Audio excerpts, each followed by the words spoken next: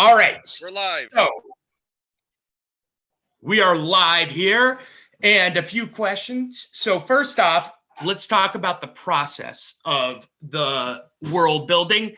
For me, I enjoyed the process. I realize I do this a lot with my imagination, teaching younger kids. I wonder how you all think. Mike, how did you feel about the process? Yeah, so I generally like the process. I think all in all, I think the part I enjoyed was the collaborative process and hearing what you guys had to say, like taking concepts of people like, oh, I think we should do a fantasy world, and then narrowing down the worlds, and then talking about random gods that we're fighting. I think that for me is the part of the process I really enjoyed, and I thought it was a good excuse for us to just kind of be creative as a group together. And I thought that was like the neat part of this assignment for me. Christine. My favorite part of the process was similar. It was that we all kind of came to the table with our personal interests or character interests, and we neither of us and none of us backed down from that. We kind of held our ground and made it come out into one story, and we just made it work. And I like that. Logan. Matt hasn't given me permission. Logan. For me, it was aside from the collaboration, it was the creative aspect. I feel like I'm always so restricted in terms of what I can do. So just given the free range to think crazy and bounce ideas, that's what I enjoy, is lesson creation. And so it was great for that. Great rejuvenation type thing. And I think we have a really diverse group here. I mean, we're talking elementary ed. We're Definitely. talking, yeah. And the next thing that I would ask is the challenges you faced. For me, one of the biggest challenges was not being able to put it into practice. For me, it's so frustrating not being able to, if I'm going to put all the effort into something, I want to see it done. I want to work it out. So just this, planning it out and then not being able to put it into practice. Mike, I wonder what your biggest challenge was. So mine had to do with the initial world building guidelines. My mind just doesn't work that way. And as someone who's done world building on a professional level and as a hobby, it's just not how I world build. I use a lot of like Brandon Sanderson's techniques, especially around his talks around magic systems and how to think about a world being created. Then kind of like think about it from a historian, like kind of build the timeline. This process I seem to be very good for a way to do things, but after kind of realizing it's just a way to do things, not the way to do things, we were able to kind of like adapt our own way, what we were kind of most comfortable with. Yeah, for me that was the biggest hurdle to overcome, at least initially. I would say that similar, just going on that my challenge at first was just doing the readings and trying to think how I was going to wrap my head around being involved in a project like this, because I just could not figure it out, even though it was pretty straightforward. And Dr. Slota tried to give us so many steps and so many examples. I still just couldn't wrap my head around it, but not until I got in the group and started listening to Mike's different way of doing something. And then it made sense, along with Logan trying to organize Mike's brains and thoughts with clarifying with questions, because sometimes you are so imaginative, it's hard to go down that rabbit hole and know where you're going. So Matt on the bleachers and props no, you're not to Matt in there too. I just felt Matt totally lost. Bees, and bees because of Matt. I scheduled meetings. Logan, go ahead. Challenges.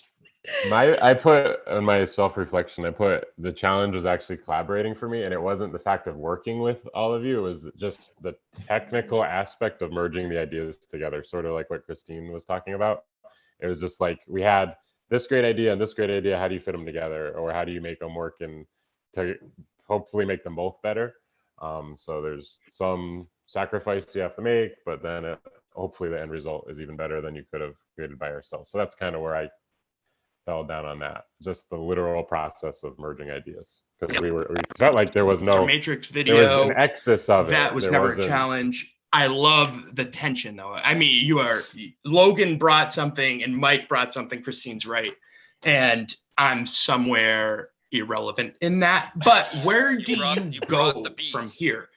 And my answer would be endless possibilities. For a second grade teacher, that teaches everything. Stories help a lot. So I could go a lot of places. Mike, what about you? So would I use this world specifically? I might refine it. Uh-oh, is he muted? But can you not hear me? No, I got Or you. am I I'm muted? talking. I can so- hear you both.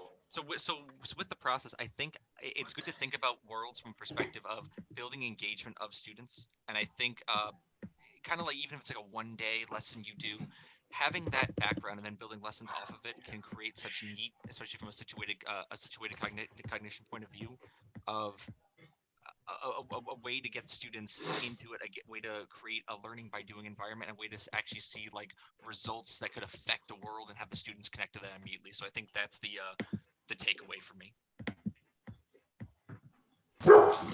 Sorry about that. Someone's coming home.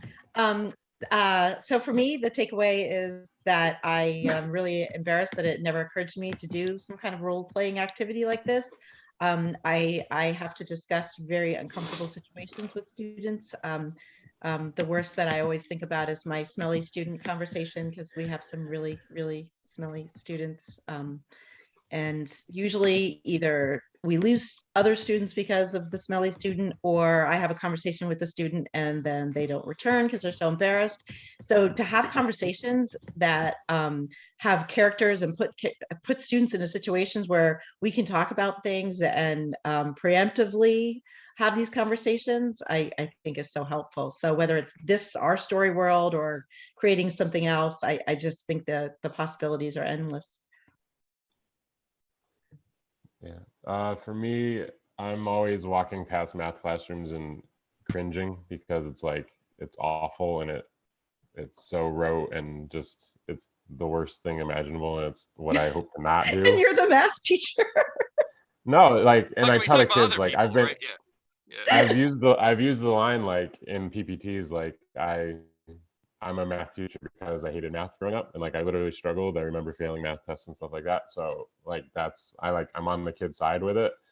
And then like people look at me like, what? Like that doesn't make any sense. Usually the teacher loves math, so I want it to be more engaging. So I hope if I can take one thing, it's even just a tiny bit more engagement and more fun to my class. All right. So Matt's gone. So I think that's about it for He's us in trouble today. with his wife. So that's about it for us today. Hour is done. And yeah, thanks guys.